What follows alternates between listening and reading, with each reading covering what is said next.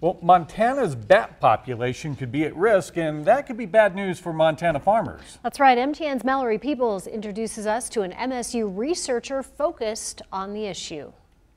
We spend our falls and our winters in this area. Going from cave to cave in search of bats. For 2 months at a time, MSU researcher Catherine Hawes goes into caves from Texas up to Montana, capturing and collecting data on the flying mammals.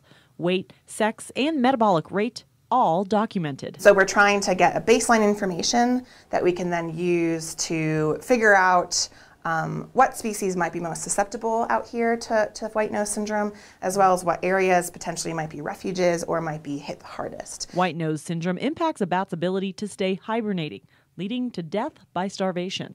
Haas says it's caused East Coast populations to dwindle, and the impact could be felt even harder here, since bats help the agriculture industry by eating bugs, a free and natural form of pest control. Trying to mathematically model survival. In addition to collecting data on thousands of bats across various species, Hawes hopes her model for predicting how well the creatures can handle the disease will also be helpful. She says all the data will be made public once published.